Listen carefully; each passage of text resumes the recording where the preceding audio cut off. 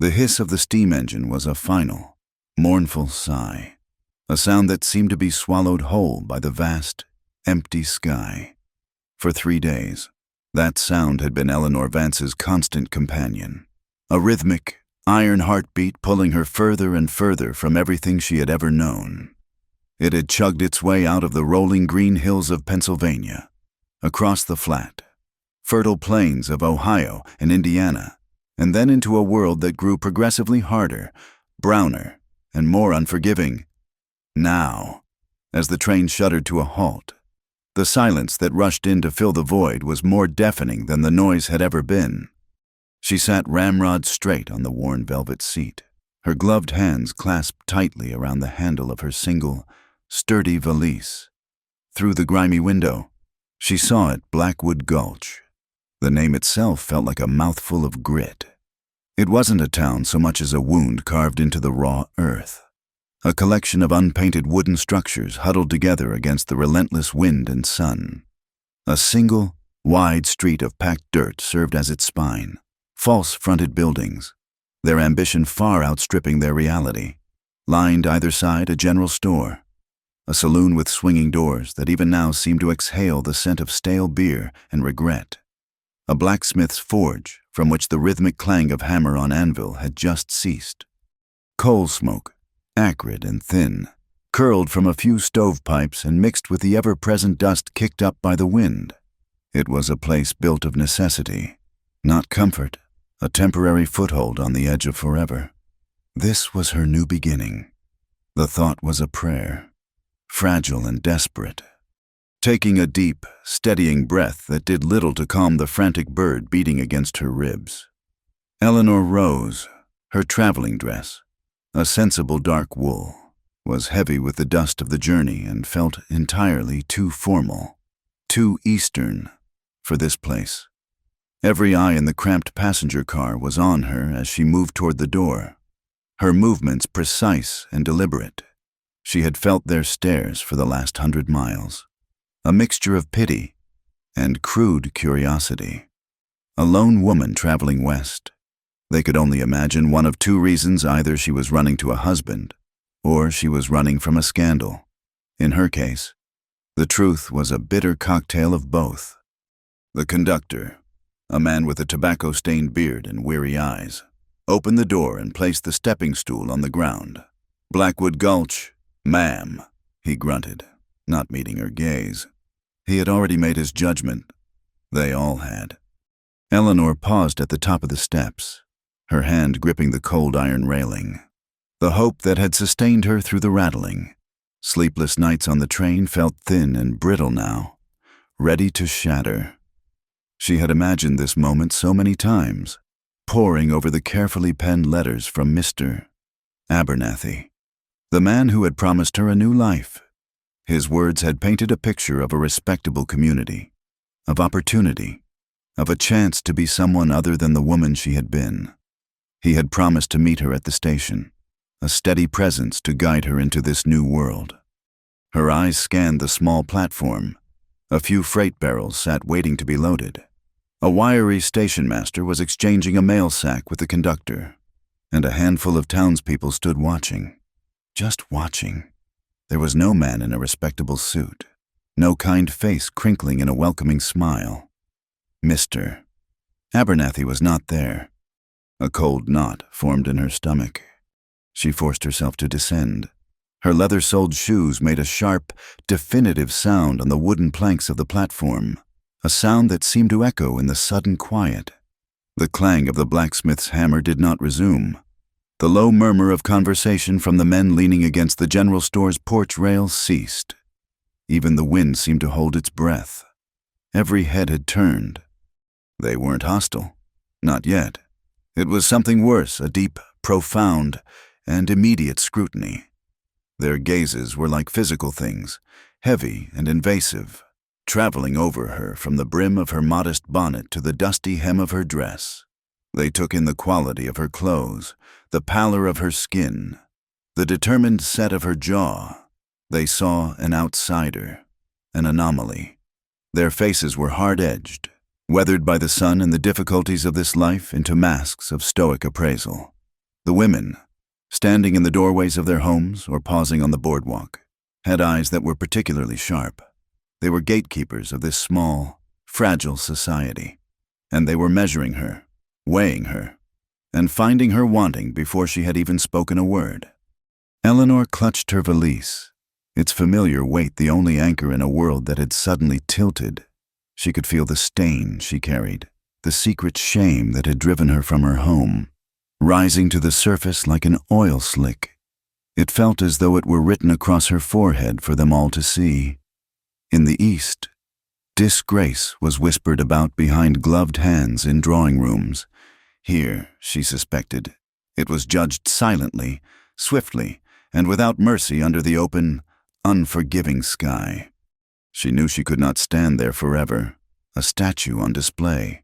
She had to move, to do something, with a resolve forged in the fires of past humiliations.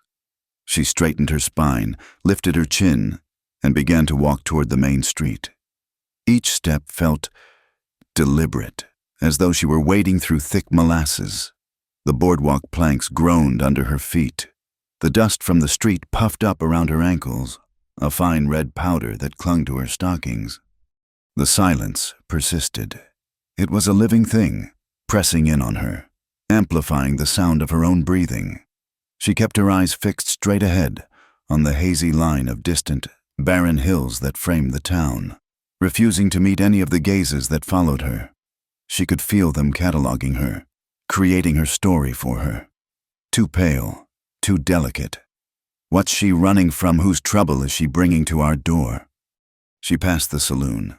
A man with a shot glass halfway to his lips froze, his eyes watery and red-rimmed, locking onto her. The swinging doors creaked on their hinges, and, for a moment, the tinny sound of an untuned piano drifted out before being silenced again. She was an interruption, a disruption to the town's harsh, monotonous rhythm.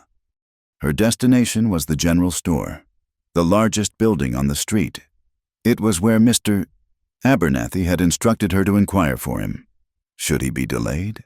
The hope that he was merely delayed was a tiny, flickering ember she was desperately trying to shield from the wind. As she approached the steps, a group of men who had been lounging on a bench fell silent and made no move to let her pass. They were not overtly threatening, but their stillness was a form of aggression, a silent challenge. They simply sat there, blocking her way, forcing her to be the one to speak, to break the oppressive quiet. She stopped a few feet from them, the sun beating down on her head. The heat was a dry, baking thing she had never experienced before. Her wool dress was an oven. She could feel a trickle of sweat run down her back. "Excuse me," she said. Her voice came out smaller than she intended, a little hoarse from the dust and disuse. One of the men, older than the others, with a face like a dried apple, slowly removed a piece of straw from his mouth. He looked her up and down one more time, a long, deliberate appraisal. Before nudging the man next to him, they shifted, slowly, grudgingly, creating just enough space for her to pass. It was not a gesture of courtesy, but one of reluctant necessity. They had had their look, and now the spectacle could move on. She murmured a quiet, "Thank you," that no one acknowledged and climbed the 3 steps to the porch. Her hand hesitated for a moment over the doorknob before she pushed it open. The air inside was cooler and smelled of coffee beans, cured leather, and pickle brine. It was a dim, cluttered space.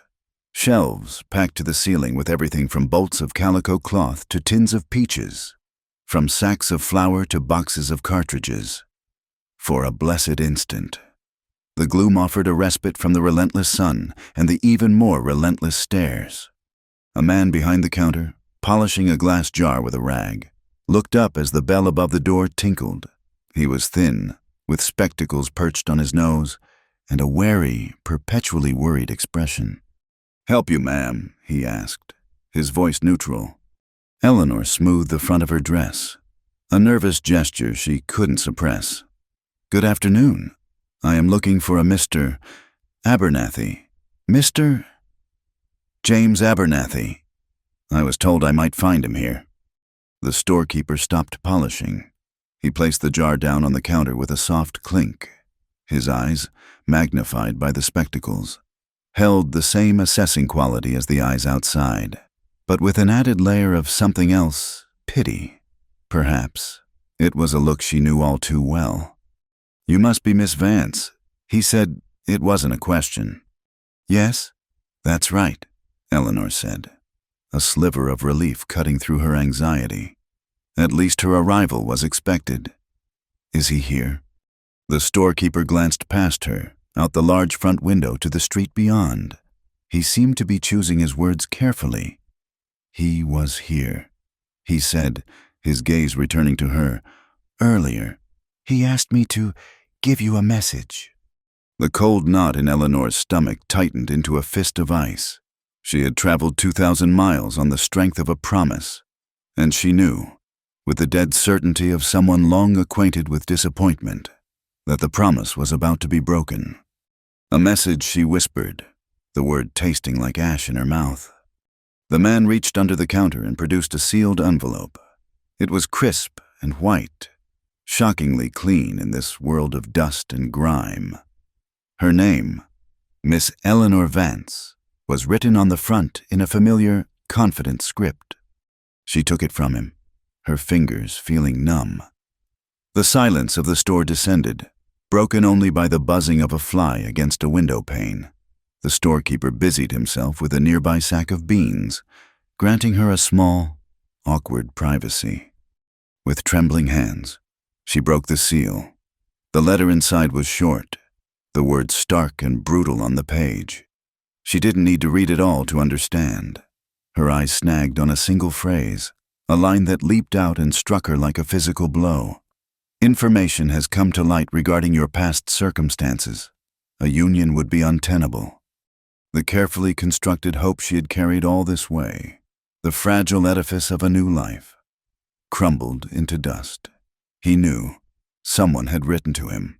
The stain had followed her after all. It always did. She folded the letter with stiff, uncooperative fingers and slipped it back into the envelope. Her face was a blank mask, a defense she had perfected over years of enduring quiet scorn and pointed whispers. She would not give this town, this stranger behind the counter, the satisfaction of her tears. She looked up, her gaze clear and steady, meeting the storekeeper's worried eyes. "Thank you," she said, her voice a perfect imitation of calm. "It seems there has been a change of plans." She turned, leaving the man staring after her, and walked back out of the store, back into the harsh, unforgiving sunlight and the waiting, watchful eyes of Blackwood Gulch. The train was gone. The hiss of its steam was now just a memory, replaced by the low, cruel whistle of the wind. She stood on the porch, the useless letter clutched in her hand, utterly and completely alone. The world had shrunk to the size of the wooden porch. Eleanor stood frozen, the letter a brittle leaf in her gloved hand. The sun was a hammer, beating down on her bonneted head, and the dust of the street seemed to rise in a suffocating cloud. The whispers she had imagined before were no longer a product of her own anxiety. They were real now, a low rustling sound that came from the doorways and shadowed alleys. The eyes of Blackwood Gulch were on her, and they were no longer just curious. They were hungry for the story, and she knew, with a certainty that chilled her despite the heat, that they would write a cruel one. She should have turned and walked away, found the nearest shadow to dissolve into, but her feet were rooted to the spot, paralyzed by a humiliation so profound it felt like a physical blow. To have traveled so far, to have pinned the last tattered remnants of her hope on the promises in a series of letters, only to be dismissed by another. It was the story of her life, a bitter refrain she had crossed a continent to escape, only to find it waiting for her on this dusty stage. Then, a new figure separated himself from the backdrop of the town. He came not from the saloon or the blacksmith's, but from a small, neat-looking office further down the street that bore the sign, Land and Assay. He was a man in his late 30s, dressed in a dark suit that, while dusty, was well cut and spoke of a prosperity that set him apart from the other townsmen. His face was clean-shaven, his features regular and handsome in a severe sort of way. He walked with a purposeful stride, his polished boots making crisp sounds on the packed earth. As he drew closer, Eleanor's heart began to beat a slow, heavy drum against her ribs. She recognized the man from the small, formal photograph he had sent her. It was him, Mr. James Abernathy. But the man approaching was not the man from the letters. The man in the letters had written of shared values, of building a life in a new land, of respect and companionship. His words had been a balm to her wounded spirit. This man's face was a mask of cold resolve. His mouth was set in a firm, unyielding line, and his eyes, a pale and distant blue, held no warmth, no flicker of recognition or kindness. They held only the flat, hard glint of a man who had made a business decision. He did not stop at the base of the steps, but mounted them, forcing her to tilt her head back slightly to look at him. He stood a few feet away, close enough for her to smell the faint, clean scent of soap, a scent that seemed entirely out of place in this world of sweat and dust. The entire street had fallen silent again, a collective breath held in anticipation. "Miss Vance," he said. His voice was exactly as she had imagined, deep and educated, but it was devoid of all the warmth she had read into his letters. It was the voice of a man closing an account. "Mr. Abernathy," she replied, her own voice miraculously steady. She would not let it tremble. She had learned long ago that the only defense she had was a wall of impenetrable composure. He gave a curt, almost imperceptible nod, his eyes flicking down to the envelope in her hand and then back to her face. "I see you have received my note. I trust it was clear." The coldness of the question was staggering. He had not come to explain, or to soften the blow. He had come to confirm that his rejection had been delivered, to ensure the transaction was complete. The insult was so profound it momentarily stole her breath. "It was," she managed to say, the two words feeling like shards of glass in her throat. Good. He seemed about to turn and leave, his duty done, but something, perhaps a flicker of defiance in her eyes, or the weight of the town's collective stare, made him pause. He felt the need to justify himself, not to her, but to his audience. He lowered his voice slightly, though it still carried in the preternatural quiet. "I am a man of some standing in this community. Miss Vance, I am to be a partner in the new railroad spur. My reputation, it is my most valuable asset. It must be unimpeachable." Each word was a carefully placed stone, building a wall between them. He was not speaking of her, of the woman he had invited across the country, but of an abstract concept reputation. Her own, or the lack thereof, was the unspoken subject. The bitterness rose in her, sharp and acidic. The wall of her composure threatened to crack. "And you did not feel that a man of your unimpeachable reputation owed me the decency of delivering this news to my face. You preferred to have me read it from a piece of paper, like a notice of foreclosure." A flicker of annoyance crossed his features. He was not accustomed to being challenged.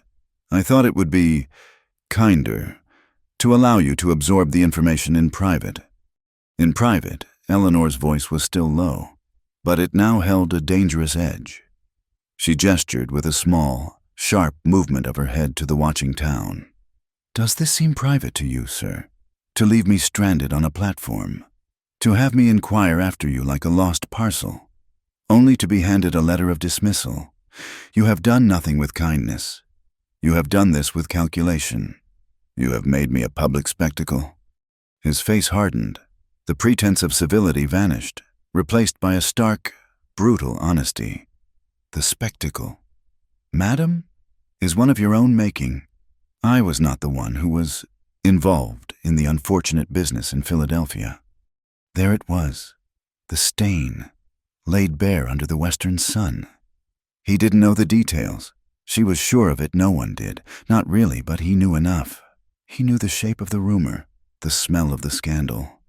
He knew she was the daughter of a man who had put a pistol in his mouth after his bank failed, leaving a wake of ruined investors and a name synonymous with disgrace and deceit. He knew that she, by extension, was considered tainted, unworthy of association. The whispers from the onlookers grew louder, more distinct. The words Philadelphia and bank were passed from person to person like currency. The story was taking shape, solidifying into the town's official history of her. "I was led to believe you were a woman of good family and sound character," Abernathy continued, his voice now carrying the distinct tone of a wronged party. "The information I received, from a most reliable source, suggests otherwise. It suggests a history that would be an impediment. A man in my position cannot afford such impediments. I am sure you understand." He did not wait for an answer. He had rendered his verdict. He had tried her, convicted her, and sentenced her in the space of 2 minutes on the porch of the general store. He gave another curt nod, a gesture of finality, and turned. He walked down the steps and back along the street, his posture erect, his purpose clear. He did not look back. He was a man moving forward, having successfully excised a potential liability from his life. Eleanor was left in the wake of his departure, a ship abandoned in a dead calm. The heat on her cheeks was no longer just from the sun. It was the fire of 1,000 silent judgments. She could feel the town's opinion shift from curiosity to contempt. She was no longer just a stranger. She was a fraud, a woman with a shameful past who had tried to impose herself upon their community, upon one of their leading citizens. She lowered her gaze from the empty space Abernathy had occupied and looked at the faces of the people of Blackwood Gulch. The man on the saloon porch who had paused with his drink now openly sneered. The women in the doorways gathered their children closer, their expressions a mixture of righteous indignation and a certain grim satisfaction. They had suspected her from the start, and now their suspicions were confirmed. She was trouble. The storekeeper, Mr. Henderson, watched her from his window, his face etched with a helpless pity that was, in its own way, as painful as the open scorn of the others. He had been the one to hand her the letter. He was a part of her humiliation. The silence that Abernathy's final words had created began to break apart, replaced by the low murmur of gossip.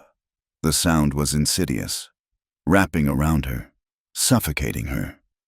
She had never felt so utterly exposed, so completely stripped bare. In Philadelphia, the shame had been a thing of shadows and whispers, of averted eyes and canceled invitations. Here, it was a raw, open wound, on display for all to see under a sky that offered no shelter. The letter in her hand felt heavy, like a stone. She wanted to tear it into 100 pieces and let the wind scatter the cruel words. She wanted to scream, to rail against the injustice of being judged for the sins of her father. But she did neither. She simply stood there, her knuckles white as she clutched the envelope and absorbed the full, crushing weight of her new reality. The promise was not just broken, it had been shattered, and the pieces had been ground into the dust at her feet. She had nowhere to go. She had barely enough money for a meal, let alone a ticket back to a place that no longer wanted her. She was adrift, a lone figure in a hostile landscape, with nothing but a valise full of useless hopes and a past that refused to be buried. For a long moment, movement was impossible. Eleanor felt as though she had turned to salt, a brittle monument to her own folly, erected in the center of Main Street. The air was thick with the unvoiced contempt of the townspeople, a suffocating blanket woven from their whispers and hard-eyed stares. Behind her lay the general store, the site of her official ruin. Before her stretched the dusty, rutted road, leading out of town and into an indifferent wilderness that promised nothing but a slower, lonelier kind of demise. She had to move, to remain there. The object of their scorn and pity was a surrender she was not willing to make. Her pride, a battered and bruised thing, was the only armor she had left. With a supreme effort of will, she commanded her legs to obey. She took a step, then another, her valise a leaden weight in her hand. She did not walk quickly, nor did she flee. Her pace was measured, her back straight, her gaze fixed on the point where the town dissolved into the vast, sun-bleached plains. She would not give them the satisfaction of seeing her run. Her movement broke the spell that had held the street. The whispers grew into a low, buzzing murmur, the sound of a community reinforcing its own boundaries against an intruder. She did not look at the faces. She did not need to. She could feel their judgment like the heat of the sun on her skin. She was a marked woman. The brand Abernathy had placed on her was invisible, but it was as real as the dust caking her shoes. As she passed the saloon, the swinging doors were pushed open and two men stumbled out into the light, blinking like owls. They were unshaven, their clothes stained with dirt and drink. One of them, a burly man with a florid face, caught sight of her. A slow, malicious grin spread across his features. "Well, looky here, boys," he called out, his voice a loud, slurring drawl that carried across the street. "It's Mr. Abernathy's high-toned lady friend. Looks like she missed her train back east." His companion chuckled, a wet, wheezing sound. "Don't look so high-toned now. Does she looks like she's for sale to a lower bidder?" The words struck Eleanor like stones. A hot flush of shame and anger burned its way up her neck, but she did not break her stride. She kept her eyes forward, her jaw so tight it ached. To acknowledge them, even with a glance, would be to engage, to give their cruelty a purchase on her. She focused on the sound of her own footsteps, on the rhythm of her breathing, creating a tiny, private space in the midst of her public humiliation. "Hey, Missy," the first man shouted after her, emboldened by her silence. "Don't you walk away. A pretty thing like you shouldn't be all alone. We got comfort to spare in Blackwood Gulch." Laughter followed, coarse and ugly. It was the sound of predators toying with their prey. She could feel their eyes on her back, feel the weight of their lewd speculation. Every instinct screamed at her to run, to hide, but she forced herself to maintain her deliberate, dignified pace. She was walking a gauntlet, and the only way through was to pretend the blows were not landing, even as they left deep, painful bruises on her soul. The town began to thin out. The boardwalks gave way to packed earth. The tightly clustered buildings were replaced by scattered shacks, a livery stable smelling of hay and manure. And then, nothing. The last structure, a half-built frame of a house, stood like a skeleton against the sky, a monument to some failed ambition. Beyond it, the world opened up into a staggering, terrifying expanse.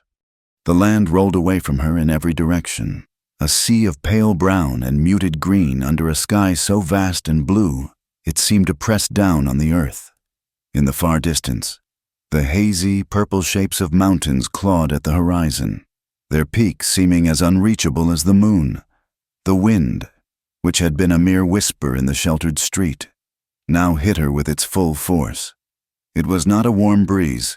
It was a dry, relentless current that carried the scent of dust, wild sage, and a profound, ancient loneliness. It tore at her bonnet, whipped strands of hair across her face, and chilled her through the heavy wool of her dress.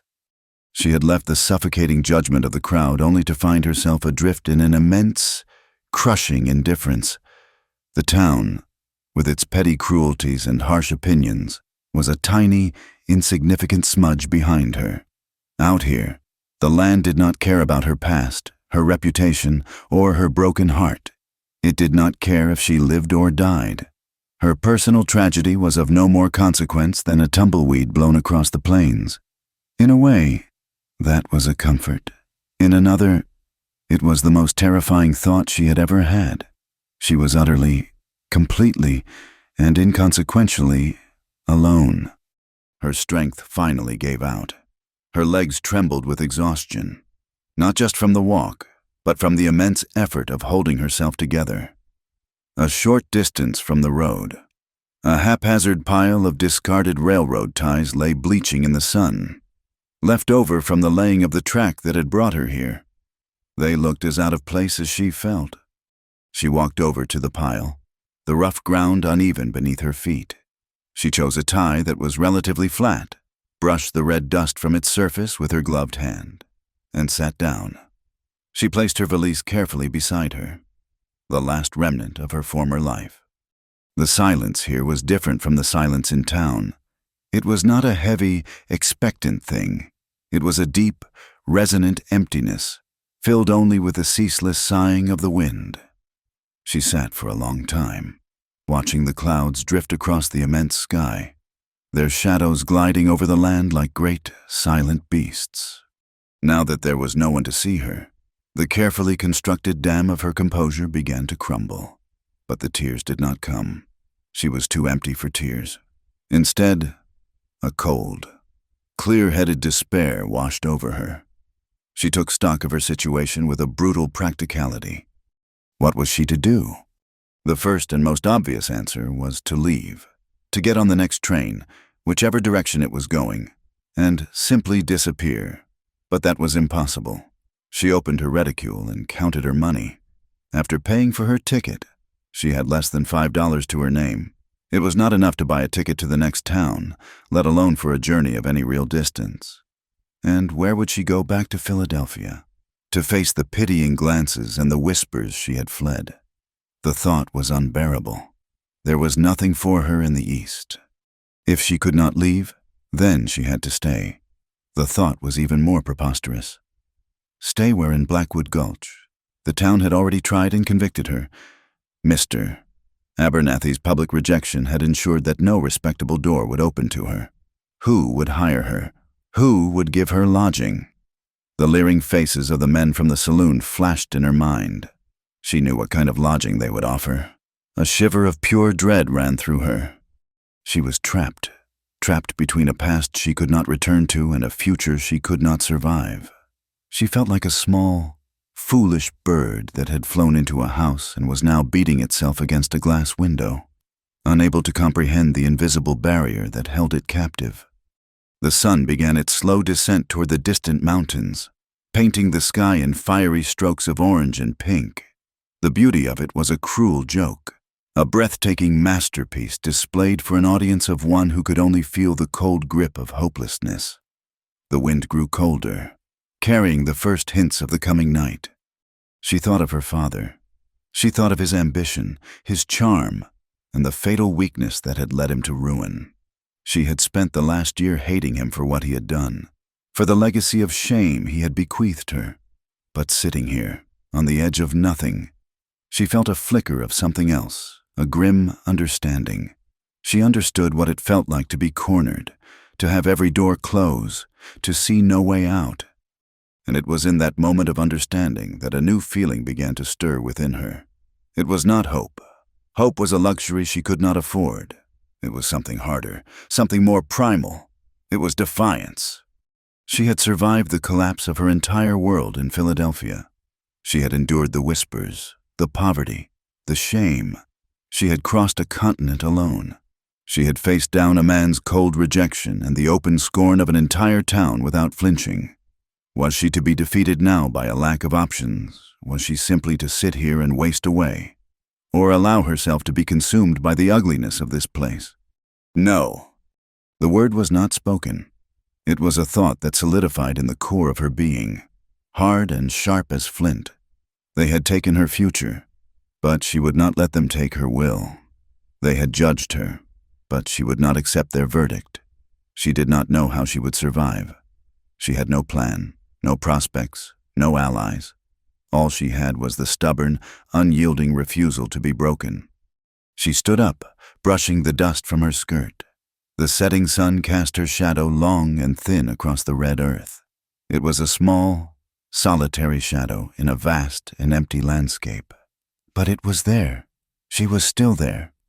She picked up her valise, turning her back on the wilderness. She looked toward the town. The first few lamps were being lit, flickering like feeble, distant stars against the encroaching darkness. It was a place that did not want her, a place that had already cast her out. But it was the only place she had. With a deep breath that was both a prayer and a declaration of war, she began to walk back. The walk back was a different kind of ordeal. The shadows were lengthening, turning the raw edges of the town soft and treacherous. The vibrant colors of the sunset had bled away, leaving a bruised purple twilight in their wake.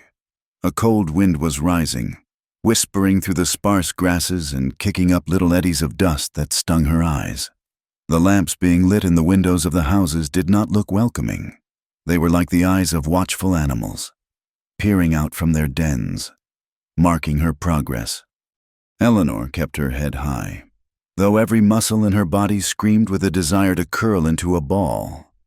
She was no longer the focus of overt scorn. The streets were mostly empty now as families gathered for their evening meal, but she could feel the town's awareness of her.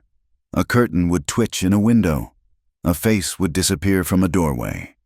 She was a ghost haunting them before she was even dead, a walking embodiment of a scandal that had briefly enlivened their harsh, monotonous day. She didn't know where she was going. Her only thought was to find some kind of shelter, however temporary. The livery stable. Perhaps a corner in the hayloft might be warmer than the open plain. It was a desperate, humiliating thought, but her situation had stripped her of the luxury of pride. Survival was now the only currency that mattered. It was near the edge of town, where the last of the buildings gave way to the open range, that she saw him. He was not coming from the town, but into it, a solitary figure moving with the slow, rolling gait of a man who has spent all day on horseback. He was leading a tall sorrel horse, its coat the color of a new penny in the fading light. At first, he was just a silhouette against the darkening sky, but as he drew closer, the details came into focus. He was tall, leaner than the brawny blacksmith or the saloon loafers.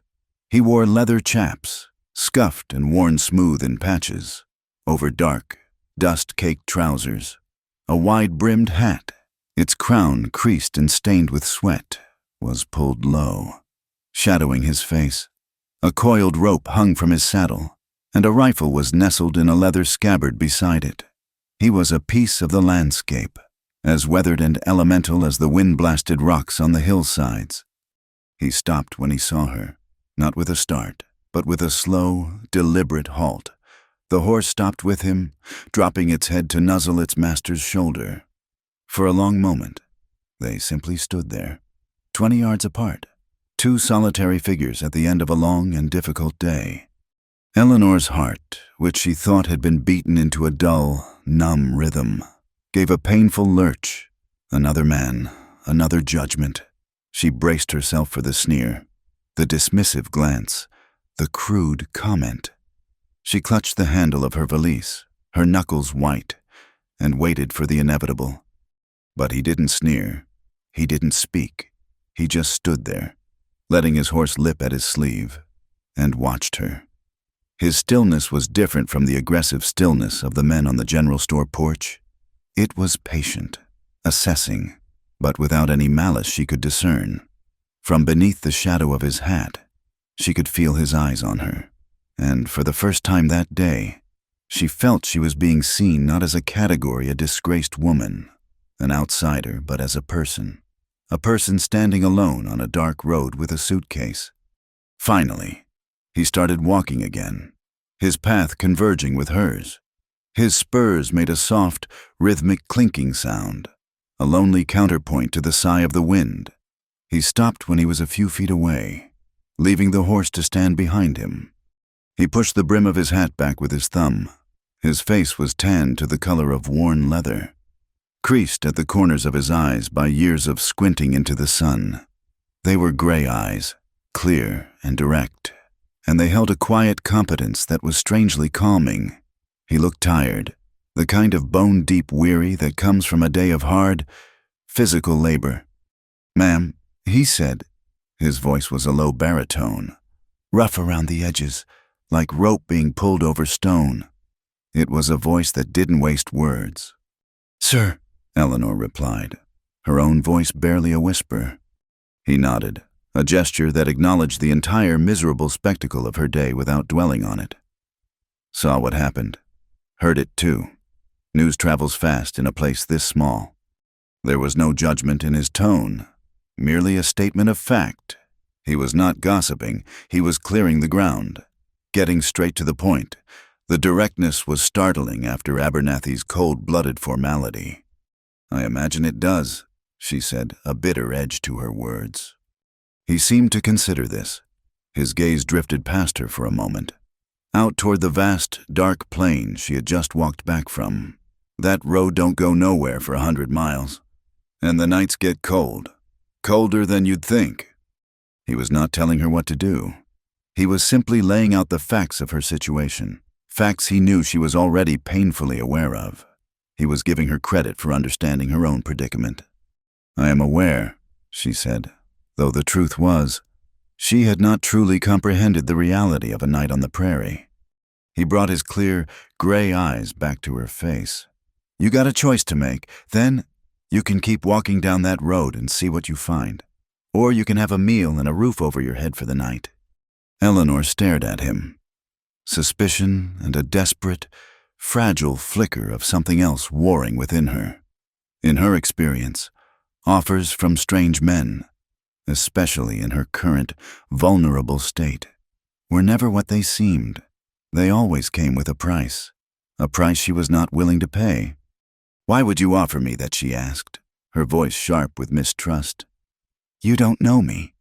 "That's true," he said, his expression unchanging. "I don't, but I know what it's like to be at the end of your rope. And I know Martha.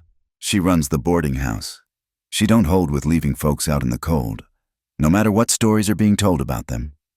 He wasn't offering his own home, his own charity.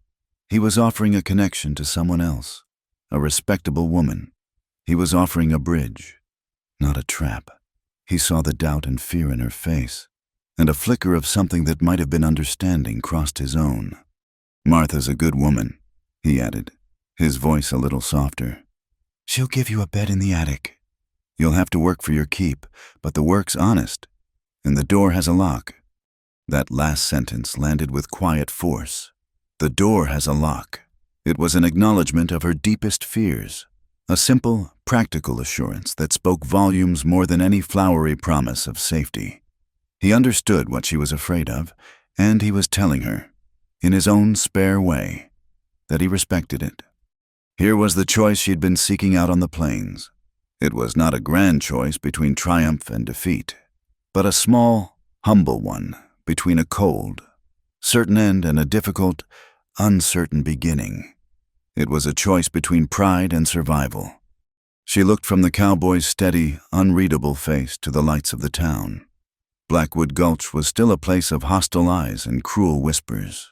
But now, it also contained this man, and the promise of a woman named Martha and a door with a lock.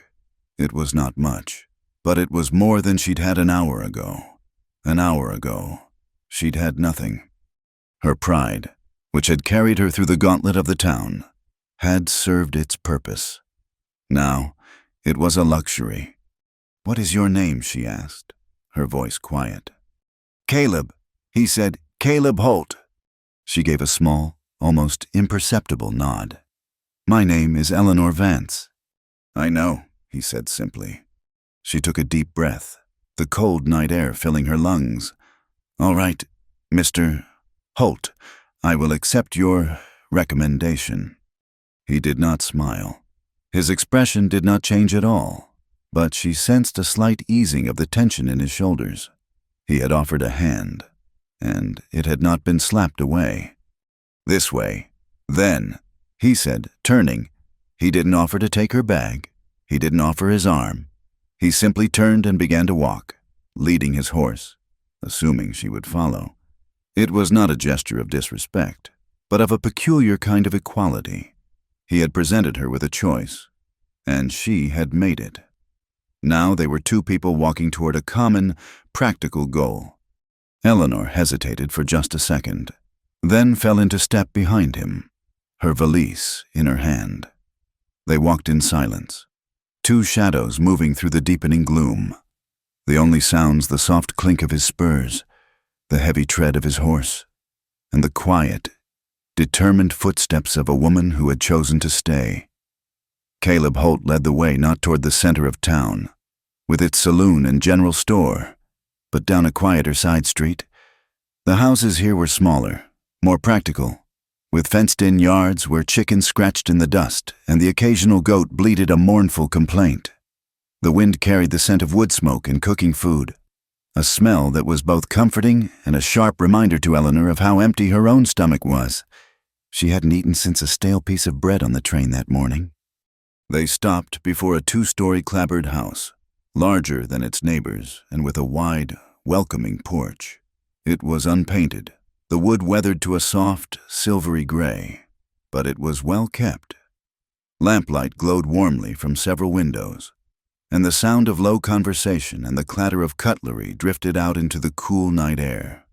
A simple, hand-painted sign hung from a post near the steps. Jessup's boarding house, rooms and meals. Caleb tethered his horse to the hitching rail. The animal immediately dropped its head, letting out a long, weary sigh. Caleb gave its neck a familiar pat before turning to Eleanor. "This is it," he said, his voice low. He gestured toward the front door with a nod of his head. "Martha runs a clean house and a fair kitchen. The rest is up to you." He made no move to go in with her. His part in this was done. He had found the stray and brought it to a place of potential shelter. He was a man of the outdoors, of cattle and dust and wide-open spaces, and the closed, complicated world of the town, with its social rules and whispered judgments, was clearly a place he preferred to spend as little time as possible. Eleanor looked from the door back to his shadowed face. "Thank you, Mr. Holt," she said, the words feeling inadequate. He had asked for nothing, offered no false comfort, but in his own stoic way, he had shown her a kindness more profound than any she had received in years. He simply touched the brim of his hat in acknowledgement. "Ma'am." And with that, he untied his horse, swung himself up into the saddle with a fluid, economical motion, and guided the animal back toward the darkness from which he had come. Eleanor watched until the soft clink of his spurs faded into the whisper of the wind, leaving her once again alone. Taking a breath that did little to steady her nerves, she climbed the 3 steps to the porch, her valise seeming to grow heavier with each footfall. She knocked on the solid wood door. The sounds inside ceased for a moment. Then a chair scraped back and heavy footsteps approached. The door opened to reveal a woman who seemed to be carved from the same sturdy, weathered material as the house itself. She was of middle age, her hair, streaked with gray, pulled back in a tight, practical bun. Her face was plain and lined with work and worry, but her eyes were a clear, intelligent blue. They were eyes that missed nothing. She wore a flour-dusted apron over a simple calico dress, and her hands, resting on her hips, were red and capable. "Yes," the woman said, her voice firm but not unkind. Her sharp eyes took in Eleanor's dusty but well-made traveling dress, the single valise, the exhaustion and defiance etched onto her pale face. She had clearly seen the whole afternoon's drama from her window. "Are you Martha Jessup?" Eleanor asked. "I am," the woman replied, her gaze unwavering. "What can I do for you?" "My name is Eleanor Vance. A man, Mr. Holt. He suggested I speak with you. He said you might have a place for me to stay and work." The name Holt seemed to register with the woman. A flicker of something respect perhaps passed through her eyes, but her expression remained cautious. "Caleb Holt is a good man, but he doesn't run my house," Martha said bluntly. "I make my own decisions about who stays under my roof. The whole town knows your story by now, Miss Vance. Or at least, they know Mr. Abernathy's version of it. So tell me, why should I take you in?" The question was direct. A challenge laid at Eleanor's feet. There was no point in excuses or evasion. This woman dealt in hard truths. "Because I have nowhere else to go," Eleanor said, her voice low but clear. "And because I am not afraid of work, I will do whatever is required to earn my keep. You will have no cause to regret it." Martha studied her for a long moment, searching her face for any sign of weakness or deceit. She saw the tremor of fear in Eleanor's hands, But she also saw the unyielding strength in her spine, the directness of her gaze. She saw a woman who had been brought low, but not broken. Finally, she gave a short, decisive nod and stepped back, holding the door open. "Wipe your feet. Supper's on the table. We'll talk terms after." Stepping inside was like entering another world. The air was warm and thick with the rich, savory smell of beef stew and fresh-baked bread. The main room was large and sparsely furnished, dominated by a long trestle table where a dozen men were eating. They were a rough-looking collection of humanity railroad workers in their heavy, stained clothes, a few ranch hands still dusty from the trail, an old prospector with a beard like a wild bush. Every head turned as Eleanor entered. A silence fell over the room, every bit as profound and assessing as the one she had faced on the street that afternoon. The men's faces were a mixture of surprise, raw curiosity, and, in a few cases, a veiled, knowing smirk. They knew who she was, the disgraced woman, Abernathy's cast-off. Martha seemed oblivious to the tension. "Leave your bag by the door," she commanded. "There's a space at the end of the bench. The stew's hot and the bread's fresh. Eat." Her tone left no room for argument. It was a general's order to a new recruit. Numbly, Eleanor did as she was told, setting her valise down and sliding onto the end of a long, backless bench. A tin plate, a heavy fork, and a tin mug were shoved in front of her. One of the railroad workers, a man with shoulders as wide as a door frame, silently pushed the breadboard and a crock of butter toward her. He did not meet her eyes. It was not a gesture of welcome, but of simple, functional necessity. The new hand needed to be fed. Martha ladled a generous helping of stew onto her plate. It was thick with chunks of beef, potatoes, and carrots, swimming in a rich gravy. Eleanor's stomach clenched with a hunger so sharp it was painful. She picked up her fork, her hand trembling slightly, and took the first bite. The food was simple, unadorned, and the most delicious thing she had ever tasted. It was the taste of survival. She ate slowly at first, conscious of the eyes on her, but the profound, gnawing emptiness in her belly soon overrode her self-consciousness. She ate with a focus that blocked out everything else, the warm, nourishing food a balm to her battered body and soul. She sopped up the last of the gravy with a thick slice of bread, the rough crust scratching the roof of her mouth. She drank a mug of hot, black coffee that was bitter and strong and chased away some of the deep chill that had settled in her bones. No one spoke to her. The initial silence gave way to the resumed scrape of forks on tin plates and low, sporadic conversations about rail ties, cattle prices, and the weather. They were not ignoring her out of malice, she realized, but out of a kind of social awkwardness. They were men of a hard, practical world. They did not know what to do with a woman like her, a woman who was the subject of a scandal. So they did nothing. They let her be. When the meal was over, the men pushed back from the table, scraping their chairs, and began to drift out to the porch for a smoke or up the stairs to their rooms. Martha appeared at Eleanor's side with a stack of dirty plates. "The pump is out back," she said, her voice all business. "The water needs to be heated on the stove. There's soap in the dish. I want those pots and plates clean enough to see my face in. The floor needs sweeping, too."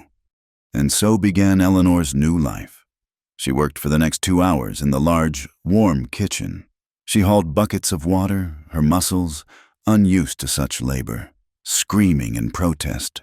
She scrubbed the great, blackened stew pot with a stiff brush until her arms ached. She washed and dried every plate, fork, and mug. The repetitive, mindless task, a strange comfort.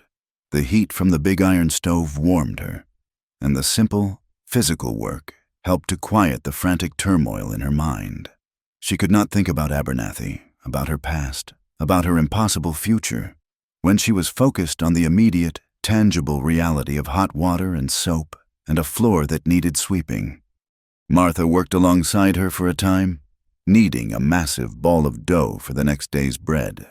her movements efficient and strong. She did not speak much, but she watched Eleanor, her sharp eyes appraising her every move. She watched to see if she would complain, if she would shirk the dirtiest tasks, if her fine Eastern upbringing would make her balk at the grime and the labor. Eleanor did not complain. She worked steadily, diligently, her movements becoming more sure as she went. She had been raised to manage a household, not to scrub its pots, but she was not a stranger to domestic work. And more than that, she was driven by a desperate need to prove her worth, not to Martha, but to herself. Each clean plate was a small victory. Each bucket of water was an act of defiance. Finally, when the last pot was dried and put away, and the wooden floor was swept clean of crumbs, Martha wiped her hands on her apron and gave a single, satisfied nod. "The room is in the attic," she said. "It's small, but it's clean, and it's dry." Caleb was right. There's a bolt on the inside of the door. Breakfast is at sunrise. If you're not down here by the time the coffee's boiled, you don't eat. She handed Eleanor a small oil lamp. "Don't waste the oil, and don't burn my house down." Eleanor took the lamp, her hands aching but her spirit strangely lighter than it had been all day. "Thank you, Mrs. Jessup." "Don't thank me yet," Martha said gruffly. "You'll earn your keep here. Miss Vance, make no mistake about that." Eleanor followed her directions up a narrow, steep flight of stairs, then up another, even narrower set that led to the attic. The room, if it could be called that, was little more than a space under the eaves. The roof sloped down sharply on one side. There was a small, grimy window that looked out onto the dark prairie, and a simple rope-strung cot made up with a patched quilt and a thin pillow. A wooden crate stood on its end for a table. It was the humblest lodging she had ever had, and it was the safest she had felt in years. She set the lamp on the crate and closed the rough plank door, and there it was, a thick iron bolt. With a trembling hand, she slid it into its housing. The sound it made, a solid, definitive thunk, was the most beautiful sound she had ever heard. It was the sound of safety, the sound of privacy, the sound of a small, private world that no one could enter without her permission. She sank down onto the cot, the ropes creaking under her weight. The wave of exhaustion she had been holding at bay all day finally crashed over her. Every bone, every muscle, ached with a weariness that went far beyond the physical. The events of the day swirled in her mind: the train, the stairs, Abernathy's cold face, the jeers of the drunkards, the vast, empty plains, Caleb's quiet offer. She had lost everything. Her hopes for a respectable marriage, her last connection to the life she had once known, her very name. She had been publicly shamed and abandoned. And yet, as she lay there in the cold attic room, wrapped in a quilt that smelled faintly of lavender and wood smoke, with a full stomach and the promise of hard work in the morning, she did not feel defeated. She felt, for the first time in a very long time, like she had found a place to stand. It was a small, precarious piece of ground, but it was hers, and she had claimed it herself. She blew out the lamp, plunging the tiny room into darkness, and, for the first time in many nights, she slept. The days in Blackwood Gulch bled into one another, each marked not by its date on a calendar, but by the rhythm of relentless, exhausting labor. Eleanor's life shrank to the confines of Martha Jessup's boarding house, a world that smelled of boiling coffee, lye soap, and frying bacon. She rose before the sun, her first task to stoke the embers in the massive kitchen stove, her hands clumsy and slow in the pre-dawn chill. She hauled water, ground coffee, sliced bread, and peeled potatoes until her fingers were raw. She learned the specific preferences of each boarder who liked their eggs runny, who wanted their coffee black as sin, who required an extra portion of salt pork. Her body, accustomed to the gentle pace of an Eastern lady's life, protested with a chorus of aches and pains. Her back throbbed from bending over the washboard, her arms burned from carrying heavy loads of firewood, and her soft hands, once skilled in embroidery and playing the pianoforte, became chapped, red, and calloused. In the small, cracked mirror in her attic room, she saw a stranger looking back at her. Her face was thinner, her skin tanned by the brief moments she spent in the sun hanging laundry, and her eyes held a weariness that seemed to have settled deep in her bones. Yet, with every ache, a strange and unfamiliar strength began to take root. Each successfully baked loaf of bread, each floor swept clean, each stack of neatly folded laundry was a small, tangible victory against the despair that threatened to consume her. Work became her shield and her salvation. When she was kneading dough with all her might, she could not dwell on James Abernathy's cold dismissal. When she was scrubbing a stubborn stain from a railroader's shirt, she could not hear the whispers that still followed her. The whispers had not stopped. They had simply changed their nature. She was no longer a shocking spectacle, but a permanent, low-grade scandal, a cautionary tale the townswomen told their daughters. When she went to Henderson's general store for supplies, a task Martha soon entrusted to her, a hush would fall as she entered. The women gathered around the fabric boats would fall silent, their backs stiffening, their conversations resuming in hushed tones only after she had passed. They did not speak to her directly, but their glances were sharp and dissecting, filled with a righteous pity that was more insulting than open hostility. One afternoon, Mr. Abernathy himself was in the store, discussing a land deed with Mr. Henderson. He saw her enter, and his handsome face settled into a mask of polite indifference. He turned his body slightly, presenting her with his shoulder, a small, deliberate act of public erasure. He made it clear that to him, she no longer existed. The pain of it was a sharp, familiar sting. But Eleanor lifted her chin, purchased the flour and beans on Martha's list, and left without a word. Her composure a fragile armor she refused to let them see crack. Her refuge was in the corner of the common room, by the hearth. One evening, after the supper dishes were cleaned and the kitchen was quiet, she had taken out her own traveling dress to mend a tear in the hem. Her movements with the needle and thread were deft and precise, a skill learned in a different lifetime. Martha, pausing on her way to bed, had watched her for a moment, her sharp eyes taking in the neat, almost invisible stitches. The next day, Martha dropped a pile of torn shirts and trousers on the table in front of her. "The men are hard on their clothes," she'd said in her usual gruff manner. "And I've no time for it. This is your work now. $1 a week, plus your room and board." It was the first dollar she had truly earned in her life. The promotion from pot scrubber to seamstress felt as significant as being granted a title. Mending became her craft, her small domain within the bustling ecosystem of the boarding house. She sat in her corner every evening, the lamp beside her casting a pool of yellow light, the rest of the room in shadow. The boarders grew accustomed to the sight of her, a quiet, industrious presence. Her head bent over her work, the soft snick of her scissors and the whisper of thread through rough cloth becoming a familiar sound. She learned the stories of the men through the state of their clothes. She could tell the railroaders by the knees worn thin and the sleeves stained with grease. The ranch hands' shirts were torn by thorns and stiff with the dust of the trail.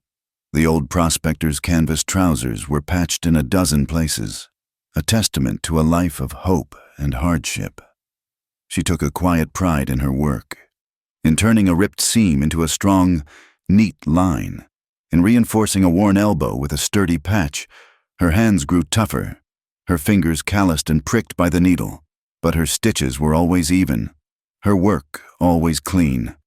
She was no longer just Miss Vance, the woman with the scandal.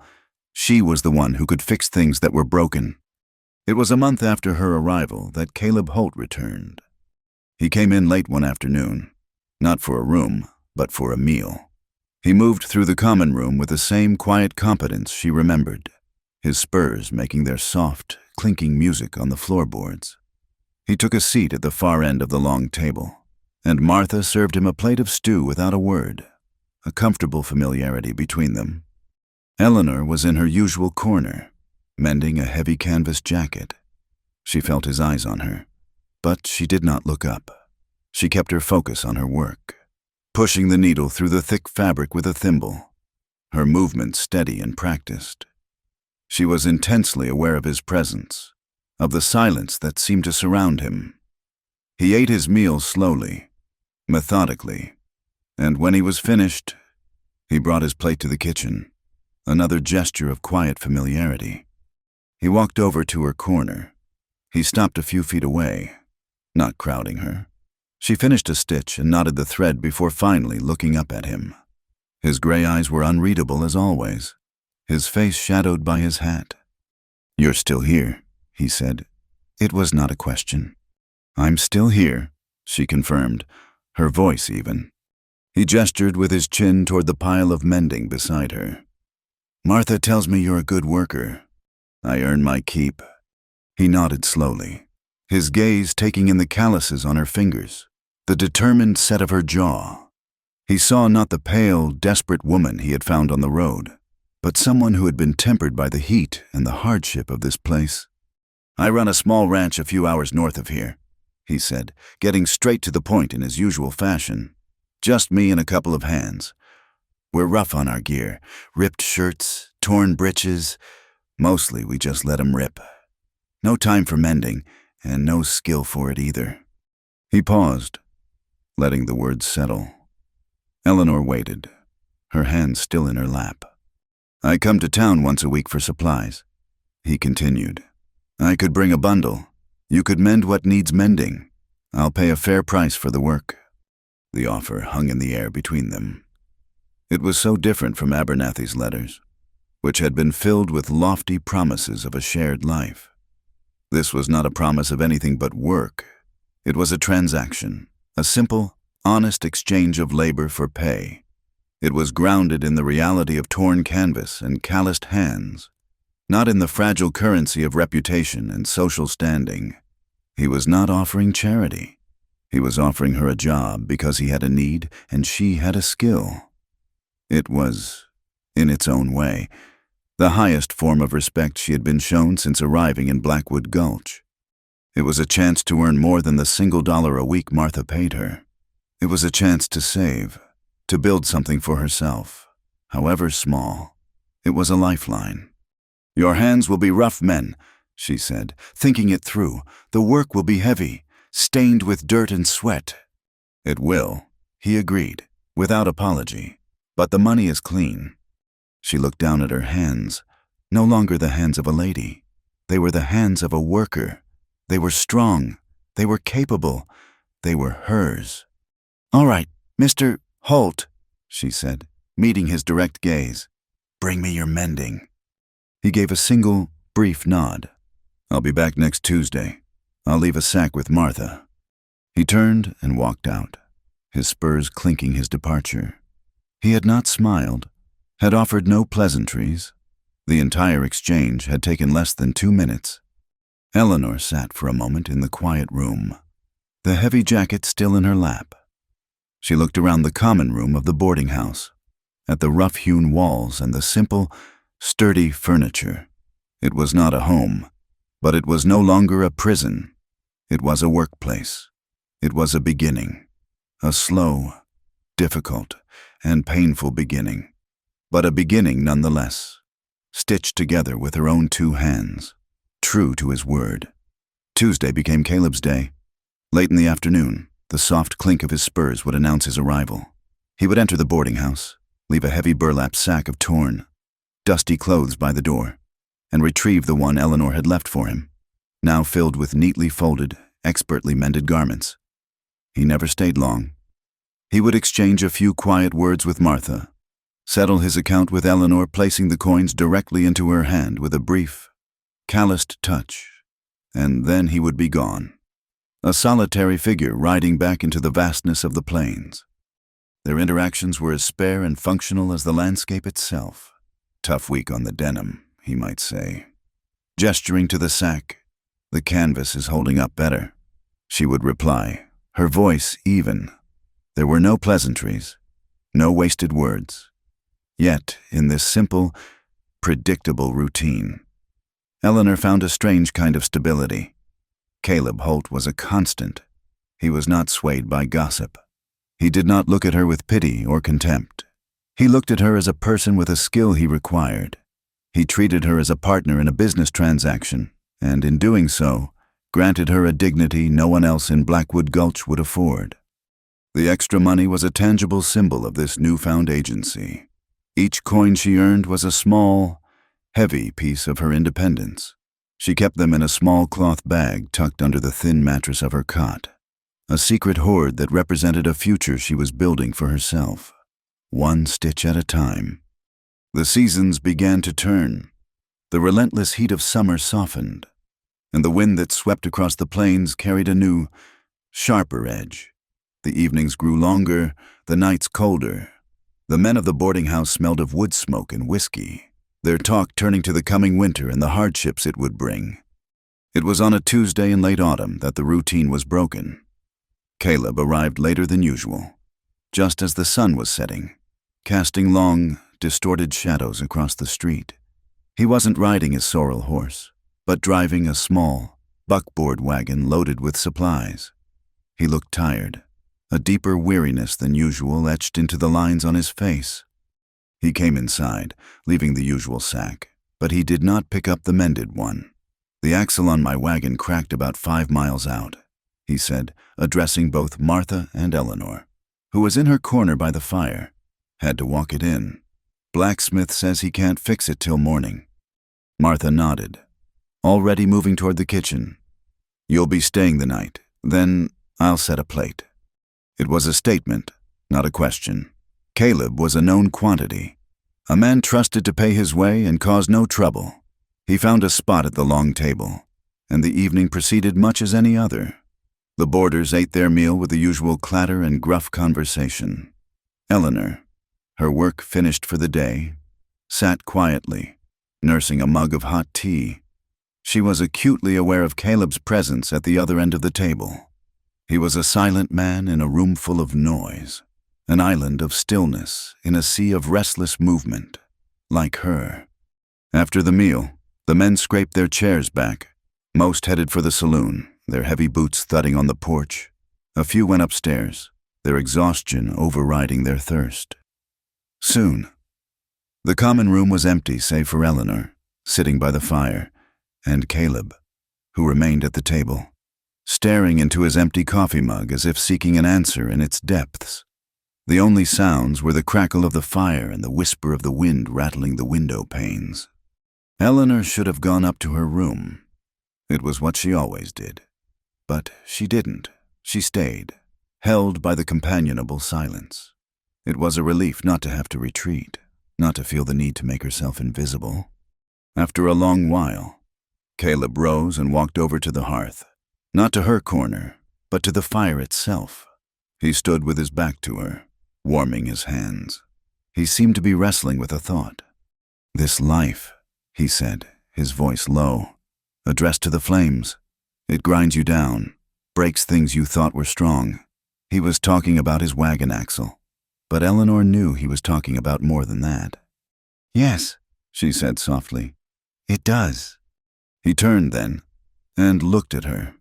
In the flickering firelight, the hard lines of his face were softened, and his gray eyes held a profound, unguarded weariness.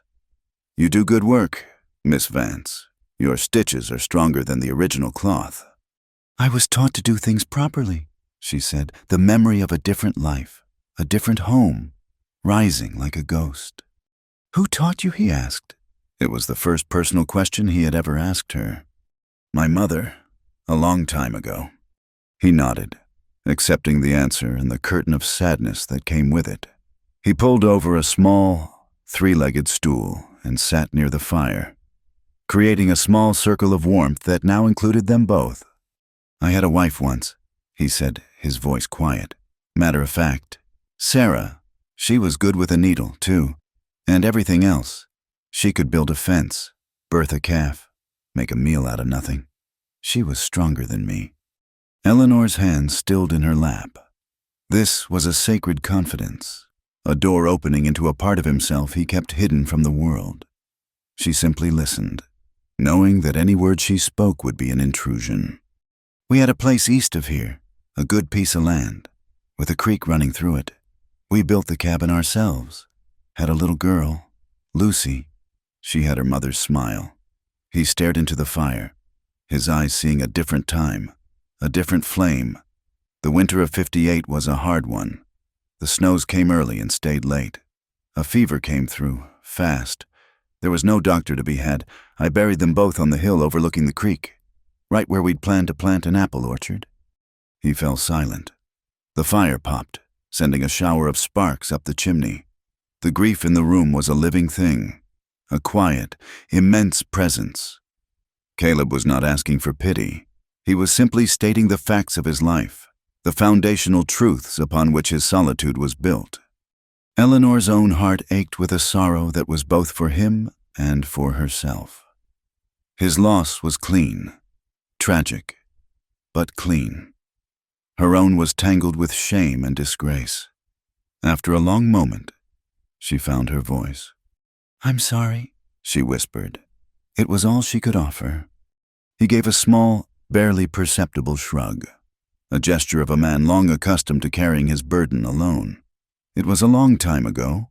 He looked at her then, his gaze direct and clear. "We all lose things, some to sickness, some to other things."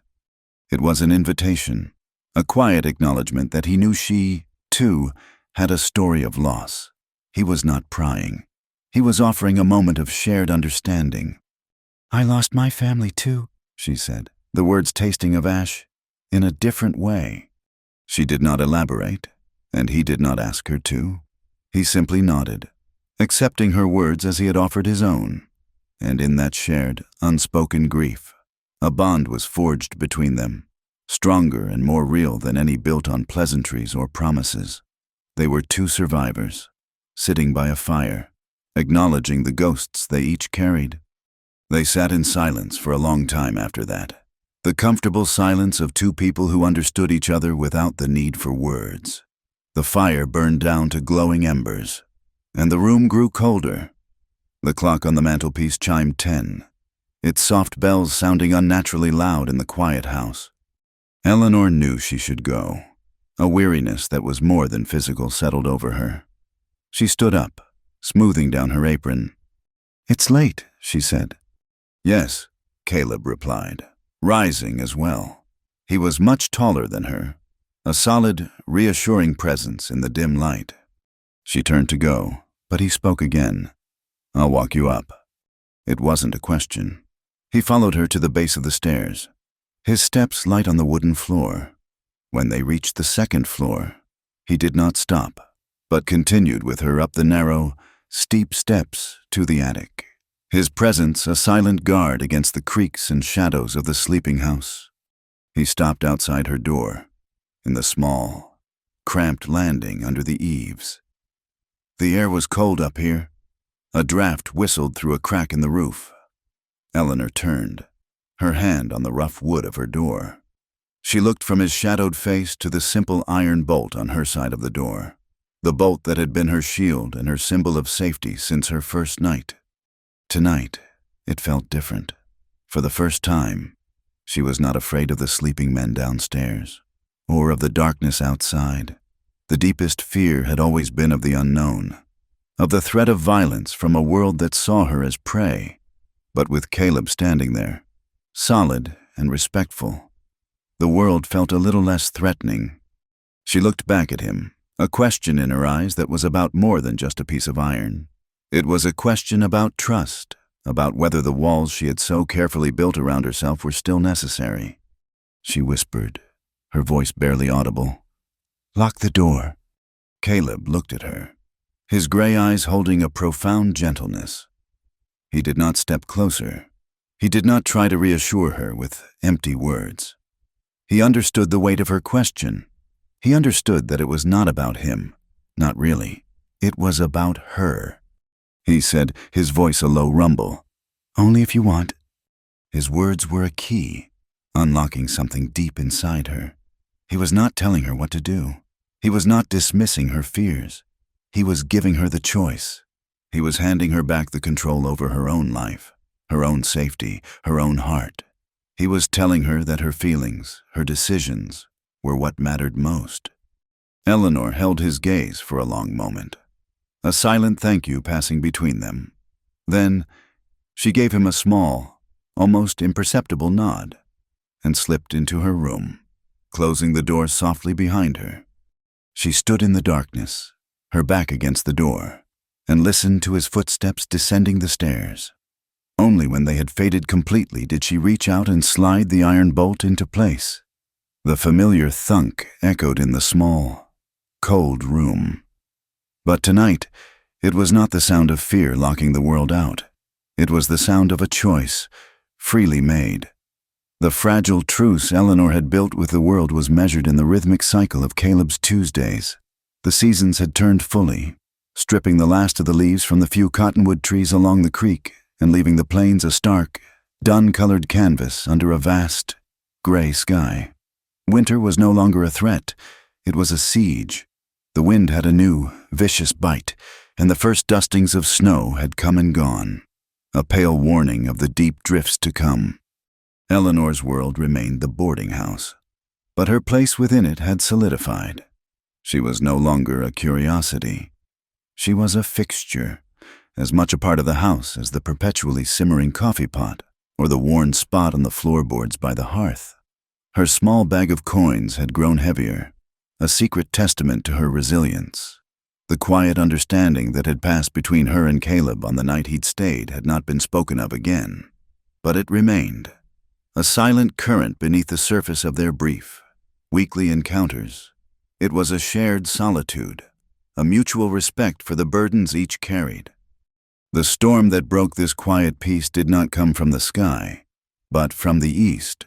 Riding in on the noon train, it arrived in the form of James Abernathy, and he did not come alone. He was accompanied by two men in city suits and bowler hats, men who looked even more out of place in Blackwood Gulch than Eleanor had on her first day. They carried leather briefcases and exuded an air of brisk, impersonal importance. Word spread through the town like a prairie fire. Abernathy and his partners had finalized their purchase of a large tract of land just upstream from the town. They weren't interested in cattle or crops. They were bringing progress, a new grist mill, powered by the very creek that flowed south through the plains, the same creek that provided water for a half-dozen small ranches, including Caleb Holt's. To power the mill, they would need a dam. A town meeting was called for that evening at the church, the only building large enough to hold everyone. It was not a request, but an announcement. Abernathy was not seeking permission. He was unveiling a future he had already purchased. That evening, the church was packed. The air was thick with the smell of wet wool, kerosene, and nervous anticipation. Eleanor went with Martha, sitting on a hard wooden pew near the back. She felt a familiar knot of dread tighten in her stomach at the sight of Abernathy standing at the front, looking confident and prosperous. He was a man in his element, a master of words and promises. He spoke of jobs, of growth, of how Blackwood Gulch would become a hub, a vital stop on the railroad line. The grist mill would bring in farmers from miles around. New businesses would spring up. Land values would soar. His voice was smooth and reasonable, painting a picture of a future so bright it blinded the townspeople to the shadows it would cast.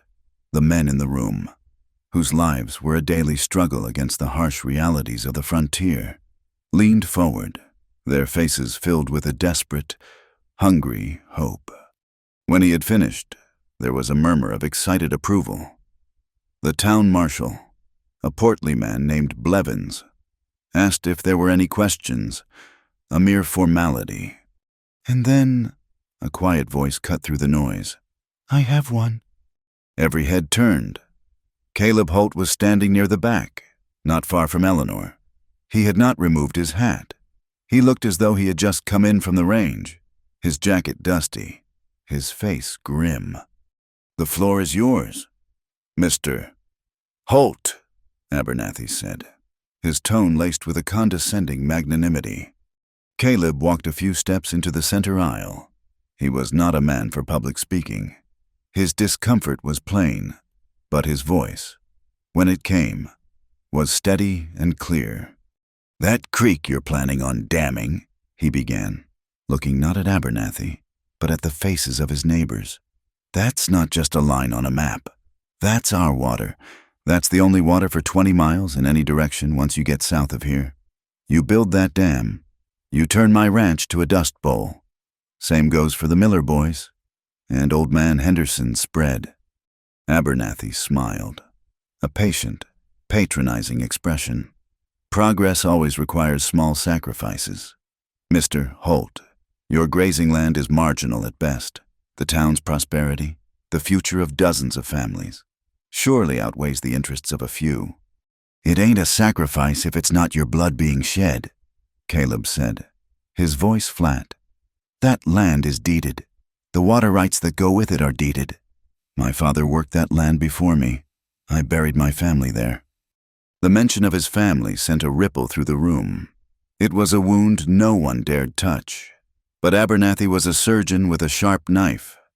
"Yes, your personal history is well known to us all," Abernathy said, his voice dripping with false sympathy. "And we all respect a man's connection to his past, but we cannot let sentiment stand in the way of the future." He paused, and his eyes swept the room, finally landing, with deliberate precision, on Eleanor, just as we cannot let a man's questionable associations cloud his judgment about what is best for the community. The attack was as sudden as a snake bite. It was a masterful, cruel stroke. In one sentence, Abernathy had linked Caleb's opposition to his plan with his association with Eleanor. He had taken her shame and painted it onto Caleb, using it to discredit him, to cast him as a man of poor judgment, a man whose opinions were as tainted as the company he kept. Eleanor felt the blood drain from her face. The air in the church was suddenly thin, unbreathable. Every eye in the room swiveled from Caleb to her. The women stared with renewed contempt. The men looked with a mixture of pity and smug confirmation. They were one and the same now. In the town's eyes, the stubborn rancher and his disgraced woman, both standing in the way of a better future. Caleb's face hardened into a mask of cold fury. His hands, hanging at his sides, clenched into fists. For a terrifying second, Eleanor thought he would cross the space between them and strike Abernathy down. But he held himself in check. He knew that violence would only prove Abernathy's point. Instead, he simply turned, his back to the pulpit and the promises of a prosperous future, and walked out of the church, the heavy oak door closing behind him with a sound of finality that echoed in the sudden, shocked silence. Eleanor sat frozen in the pew, feeling as though she had been turned to stone. She was the weapon that had been used against him. Her past, her stain, had been the club Abernathy had used to beat him into silence. The meeting broke up soon after, the townspeople buzzing with the fresh scandal. As Eleanor and Martha walked back to the boarding house through the biting wind, Martha spoke, her voice grim. "Abernathy plays a dirty game. He fights with other people's reputations, not his own." That night, Eleanor couldn't sleep. She paced the small confines of her attic room, the floorboards groaning under her feet. The guilt was a physical weight, pressing down on her, stealing her breath. She had brought this on Caleb. Her presence in his life had given his enemy the ammunition he needed. The next morning, she knew what she had to do. It was not his regular Tuesday, but she had to see him. She left a note for Martha, bundled herself in her warmest shawl, and began the long walk out of town, following the wagon tracks that led north. The walk was grueling. The wind was relentless, and the cold seeped into her bones. It was early afternoon when she finally saw the cluster of low, weathered buildings that must be his ranch. It was a lonely, stark place, huddled against the vast emptiness of the plains. She found him in the barn, repairing a piece of tack. He looked up when she entered. his face unreadable. He did not seem surprised to see her. "You shouldn't have come," he said, his voice rough. "I had to," she replied, her own voice trembling with cold and emotion. "What Abernathy did, it was because of me. You should tell the town you have nothing to do with me. It's the only way they'll listen to you." He stopped his work and turned to face her fully. "You think I care what they think? You have to care. This is about your land, your home. You can't let me be the reason you lose it." "I'm not going to lose it," he said, his voice a low, dangerous growl. "And I'm not going to throw you to the wolves to save my own skin. That's Abernathy's way, not mine." "But they won't see you as a man defending his rights," she pleaded, tears welling in her eyes for the first time. "They'll only see you as a fool being defended by a fallen woman." He took a step closer, his gray eyes intense. "Let 'em. What they see isn't my concern. What's true is my concern. The truth is, Abernathy is a thief trying to steal my water. And the truth is, you're a good woman who's been handed a bad name. Those are the only truths that matter." His loyalty was a shield, a fire in the cold, but Eleanor knew it could also be his ruin. The fight for the water rights dragged on for weeks. Lawyers' letters were exchanged, petitions were signed. The town was firmly on Abernathy's side. The dam was a symbol of hope, and Caleb was an obstacle. He was increasingly isolated, a stubborn ghost of the past haunting their bright future. Then, the first great storm of winter hit. It came suddenly, a blizzard that swept down from the north, burying the plains in a sea of white. The temperature plummeted. The wind howled like a hungry wolf. For 3 days, no one could leave their homes. When the storm finally broke, the world was silent and white, beautiful and deadly. Word came into town from one of the Miller boys, who had ridden in for supplies, his face frostbitten and grim. He'd seen Caleb's cabin on his way. There was no smoke from the chimney. The cattle were scattered, half buried in the snow, many already frozen solid. There was no sign of Caleb. He'd likely gone out to save his herd when the storm hit and been caught in it. It was a common story in this land. A quick, cold, and lonely end. The men in the general store shook their heads. It was a shame, they said, but no one was going out to look for him. The drifts were deep, the temperatures still dangerously low. It was a fool's errand. Holt had made his choices. He had stood alone, and now he would die alone. Eleanor stood at the back of the store, listening, her blood turning to ice. She saw their faces, the grim acceptance, the slight, shameful relief that the problem of Caleb Holt might have just solved itself. And in that moment, something inside her broke. It was not despair, it was a cold, hard rage. He had stood for her when no one else would. He had seen the truth of her. She would not let him die alone in the snow while these men drank their coffee in the warm store. She turned and walked out, her purpose clear. She went to the livery stable. The owner, a grizzled man named Silas, shook his head. "You can't go out there. Missy, it's suicide." "I need your strongest horse," she said, her voice devoid of any pleading. It was a demand, and show me how to saddle it. She was not a rider. She was not a woman of the West. She was a seamstress from Philadelphia, but she was also the only person who was going to look for Caleb Holt. She would not let his story end this way. She would not let the storm, or the town, or James Abernathy have the final word. The final word would be hers. Silas, the livery owner, was a man whose joints ached with the memory of every cold winter he had ever survived. He looked at Eleanor as if she had lost her mind. His stable was a sanctuary of warmth and the smell of hay, a bulwark against the deadly white world outside. To him, her request was not brave, it was suicidal. "Get yourself killed is what you'll do," he said, shaking his head, his breath pluming in the frigid air. "There's no trail out there now, just a whole lot of white.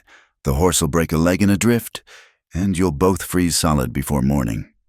"Nevertheless," Eleanor said, her voice a tight, thin thing that held no room for argument, "I am going. If you will not help me, I will find a way to do it myself. She looked at the strange and complicated array of leather straps and buckles that made up a saddle. She had no idea how to even begin. Her complete ignorance was a stark and pathetic contrast to the iron certainty in her voice. Silas grumbled, a low, continuous sound of protest, but he did not stop her. He watched her for a full minute as she fumbled uselessly with a stirrup leather. He saw the desperation in her eyes, but also a terrifying, unshakable resolve. He had seen that look before. In men heading into a fight they knew they could not win. It was the look of someone who had nothing left to lose. With a final, explosive sigh of exasperation, he pushed her aside. "Ah, hell," he muttered, grabbing a heavy blanket. "If you're determined to die, you might as well do it on a properly saddled horse.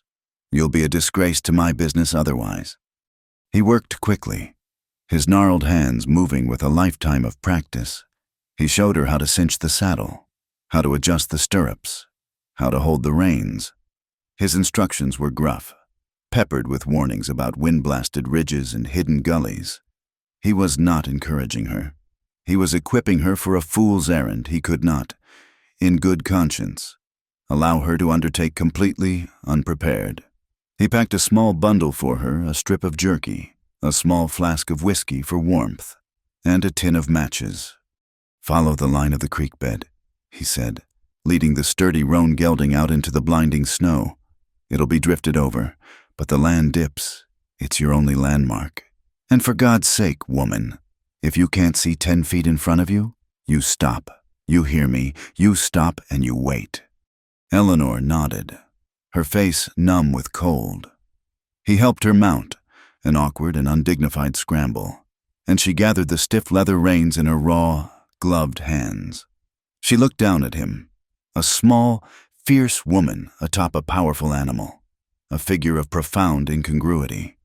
"If I am not back by tomorrow night," she said, her voice clear and strong over the wind, "send word to Mr. Henderson at the store. He holds my savings. See that it is used to pay for the horse." And then she was gone, urging the horse forward into the vast, silent, and deadly expanse of white. The journey was a waking nightmare. The world had been erased, replaced by an endless, undulating sea of snow under a sky the color of lead. The cold was a physical entity, a predator that gnawed at her cheeks and fingers and seeped through her layers of wool. The horse, wise to the dangers, moved slowly, cautiously, its breath smoking, its powerful legs sinking deep into the drifts with every step. Eleanor focused on Silas's instruction, her eyes straining to find the subtle depression in the landscape that marked the buried creek. This, she thought, was the real West, not the romantic tales of dashing heroes, but a brutal, elemental struggle for survival against an opponent that did not hate you, but simply did not care that you existed. She was smaller and more insignificant than she had ever been, and yet she had never felt so alive, so fiercely determined. This was not a flight from shame. It was a ride toward a purpose. It was late afternoon, the light already beginning to fail, when she saw it, a thin, almost invisible curl of smoke, struggling to rise against the wind from a small, rocky outcropping a half-mile to the west. Hope, so sharp it was painful, lanced through her. She turned the horse, her heart pounding a frantic rhythm against her ribs. She found him in a shallow overhang, a small cave-like depression in the rocks that had offered a meager shelter from the worst of the storm. He had managed to start a small, smoky fire with the dead wood from a wind-blasted pine. He was alive, but only just.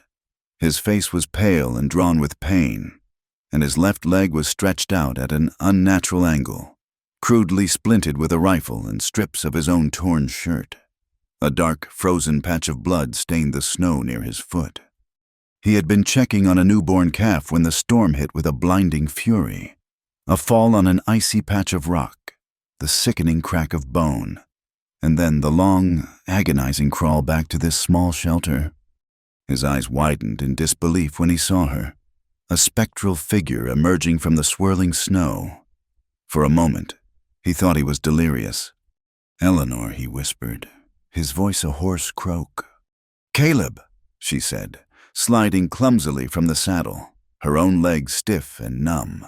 She knelt beside him, her hands hovering over his injured leg, unsure of what to do. The sight of his raw, exposed pain cut through her.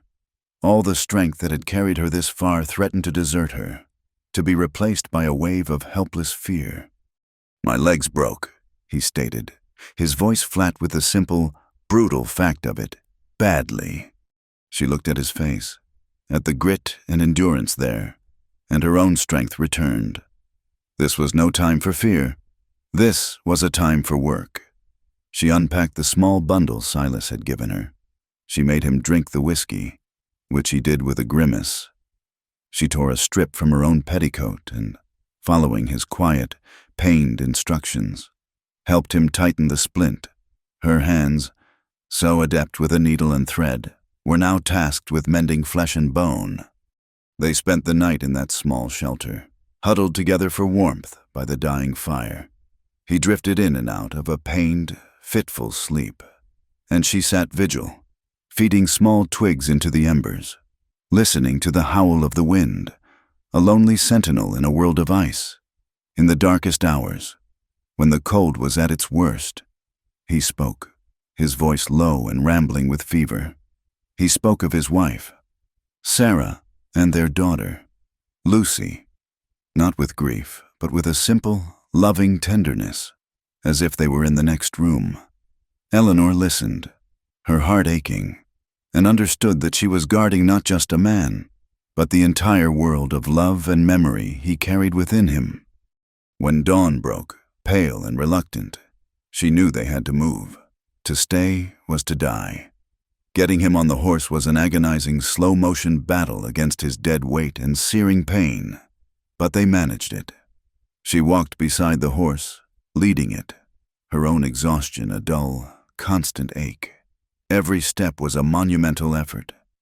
They had been moving for a few hours, two small, struggling figures in an immense, white world, when they saw the riders. 3 of them, dark shapes against the snow. It was Silas and the 2 Miller boys. Silas had not been able to rest. Her final words to him had been a kind of testament, and he could not let it be her last.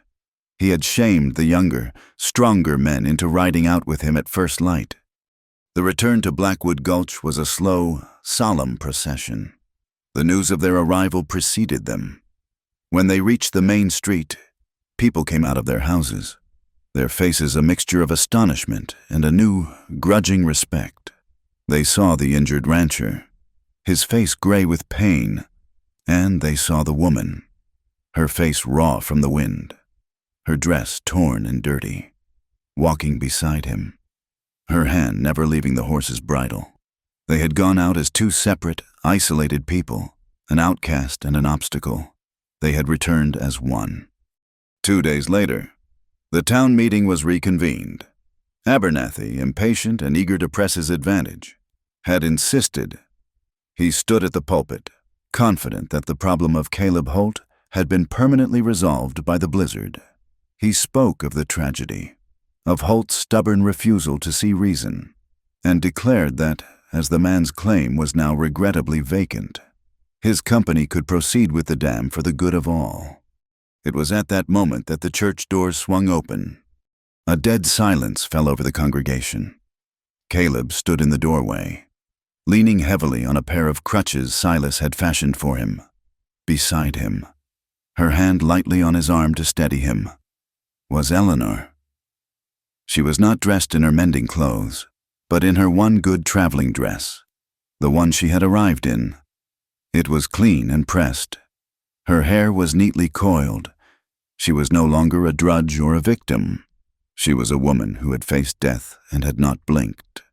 They walked slowly, deliberately, down the center aisle. The sound of Caleb's crutches on the wooden floor was the only noise in the church. They did not take a seat in a pew. They stopped at the front, turning to face not Abernathy, but the people of the town. It was Eleanor who spoke first. Her voice was not loud, but it carried to every corner of the silent church, clear and steady. "My name is Eleanor Vance," she began. "When I first arrived in this town, you judged me.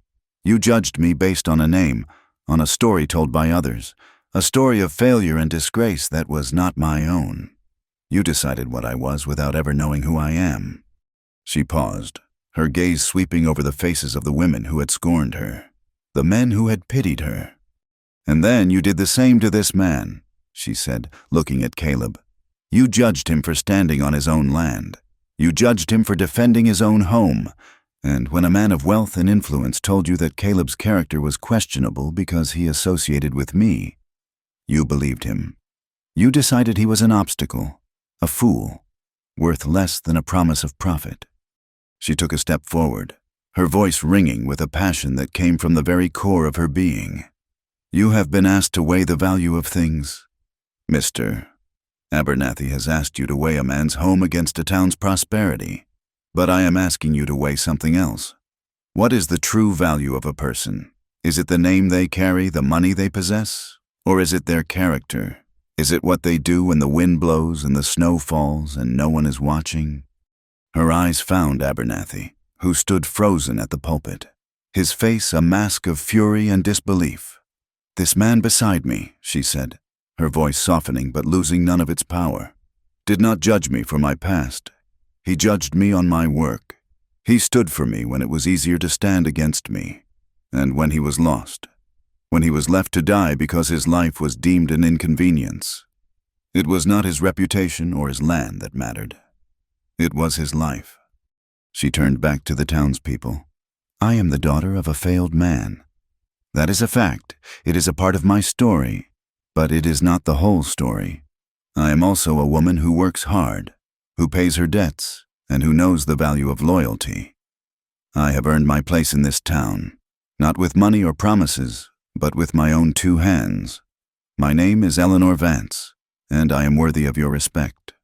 She finished, her chest heaving, the silence in the room so profound it was like a physical pressure. Then Caleb shifted his weight on his crutches. He looked at Abernathy, his gray eyes as cold and hard as iron. "Abernathy says this dam is about progress," Caleb said, his voice a low rumble. "But I have the original survey maps. My father helped draw them. They show that damming the creek where he plans won't just dry up my land. In the spring melts, it'll flood the whole south side of this town. The only land that will stay dry and increase in values is the parcel he already owns on the high ground. This isn't about progress, it's about greed." He tossed a rolled-up, yellowed piece of parchment onto the table in front of Marshal Blevins. The spell was broken. A wave of murmurs swept through the church. People were looking at Abernathy now, not with hope, but with suspicion. They were looking at Eleanor and Caleb, not as outcasts, but as truth-tellers. The Miller boys were on their feet, their faces grim. Marshal Blevins slowly, deliberately, unrolled the map. Eleanor stood beside Caleb, her hand still on his arm.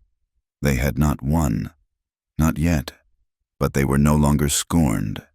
They had stepped out of the shadows of rumor and shame and into the clear, harsh, and honest light of who they truly were. And for the first time, the town was seeing them.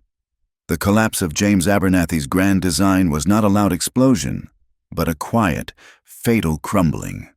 In the wake of Caleb's revelation and Eleanor's impassioned speech, the spell of progress and prosperity was broken, replaced by the cold, hard light of calculation and greed. Marshal Blevins, a man who generally preferred to avoid complications, found himself the center of attention as he, along with the Miller boys and a few other ranchers, pored over Caleb's yellowed map. The lines and annotations, drawn by a hand long since turned to dust, told a clear and undeniable story. Abernathy's dam was a tool not for the town's enrichment, but for his own. Abernathy tried to bluster. He spoke of modern surveying techniques, of the old map's inaccuracies, of the ignorant sentimentality of backwater ranchers, but his words, once so persuasive, now sounded hollow and self-serving. He had built his authority on the perception of his unimpeachable character, and Eleanor, The woman he had so publicly tried to destroy had instead held up a mirror to his soul for the entire town to see. They had seen a man who would use a woman's shame as a weapon and a town's hope as a smokescreen for his own avarice. His reputation, the asset he had declared to be his most valuable, was now worthless. He left the church not as a captain of industry, but as a pariah. His city partners, seeing their investment turning to dust, followed close behind, their faces grim, their briefcases suddenly looking like foolish, urban encumbrances. The next day, they were all gone. Their departure on the morning train, as quiet and ignominious as Eleanor's arrival, had been public and humiliating. The grist mill would not be built. The dam would not be raised. The creek would continue to run its ancient course. The town did not celebrate. The victory was a sober one, leaving a bitter aftertaste. The people of Blackwood Gulch had been forced to confront their own gullibility, their own eagerness to believe a sweet-talking stranger over one of their own. Their treatment of Caleb, and especially of Eleanor, now sat heavily in the collective conscience. The change was not immediate or effusive. It came in small, quiet gestures. When Eleanor went to the general store, Mr. Henderson greeted her with a warm, genuine smile and insisted on giving her a discount. One of the Miller boys, a shy, gangly youth, awkwardly tipped his hat to her on the street. The women still kept their distance, but their stares were no longer hostile. They were filled with a complex mixture of curiosity, awe, and a deep, unspoken shame. They had judged her for a past she could not control, while she had acted with a courage none of them possessed. Caleb, his leg bound and propped up, became an unwilling resident of the boarding house for the next week, a quiet, brooding presence by the fire. The men who had been so quick to dismiss him now approached him with a new, deferential respect, asking his opinion on cattle prices and the prospects for the winter. He was no longer just a stubborn rancher. He was the man who had been right. On the final night before he was due to return to his ranch, a fragile peace had settled over the town. The wind had died down, and the world was bathed in the cold, clear light of a full moon that made the endless expanse of snow glitter as if it were strewn with diamonds. The sky was a canopy of black velvet, punctured by a million tiny, brilliant stars. Eleanor found Caleb on the front porch of the boarding house. He was leaning on his crutches, staring out at the vast, silent landscape. He was dressed for the cold, but he seemed oblivious to it, lost in thought. The town behind them was quiet, the windows of the houses glowing with a soft, warm light. She came and stood beside him, wrapping her shawl tighter around her shoulders. For a long time, they stood in a comfortable silence, two small figures dwarfed by the immense beauty and loneliness of the night. "It's a big country," Caleb said finally, his voice a low rumble. "Terrifyingly so," Eleanor agreed softly. "It makes you feel very small." "Sometimes," he said, turning his head to look at her, his face half in shadow, half in the silver moonlight. "And sometimes it makes you feel like you have room to breathe for the first time in your life." He paused. "You saved my life out there." "Eleanor, you would have done the same for me," she said. It was not a question, but a simple statement of fact. "That doesn't make the debt any smaller," he insisted. "What you did, walking into that church, speaking your truth. I've never seen anything like it." "I only learned how to do that because I watched you," she confessed, her gaze fixed on the distant, dark line of the horizon. "You never cared what they thought. You only cared about what was true. I wanted to be that strong." "You are," he said, his voice filled with a quiet conviction that warmed her more than her shawl. "You're the strongest person I've ever known." They fell silent again, the unsaid things between them seeming to hang in the crisp, cold air. The alliance that had been forged in necessity and tempered in crisis had become something deeper, something more personal and far more frightening. "My leg will be healed in a month or two," Caleb said, looking out at the plains again. "The ranch, It took a hard hit in the storm. I lost a lot of cattle. It'll be a hard year. A lot of work to rebuild." Eleanor understood what he was doing. He was laying out the facts of his life, a life of hardship and solitude, with no embellishments.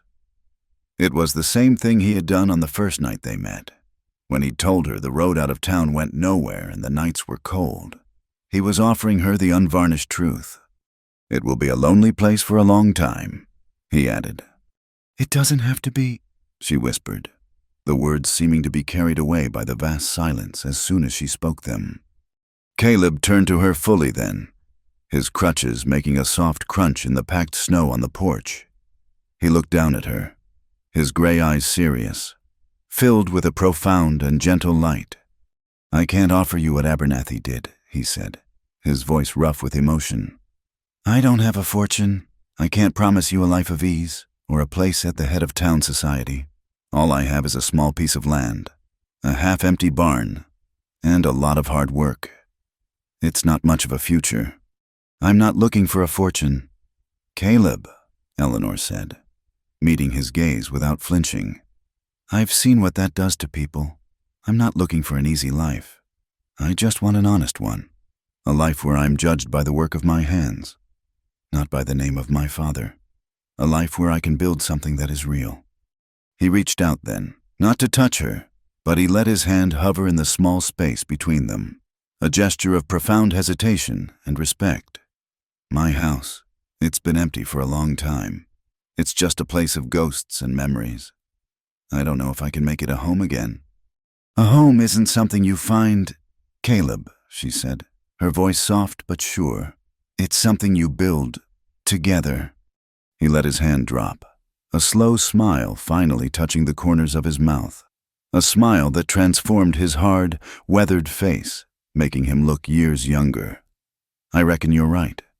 He looked toward the front door of the boarding house, the door that had been her first sanctuary, the first place she had felt safe. Then his gaze came back to her. "The future, Eleanor," he said, his voice quiet and full of a meaning that went far beyond the simple words. "It's not a room you get locked into. It's an open doorway. You don't ever have to close it behind you." She looked from his earnest, hopeful face to the vast, moonlit plains stretching out beyond the town, a blank page on which any story could be written. The wind whispered through the eaves, a sound that was no longer lonely, but full of promise.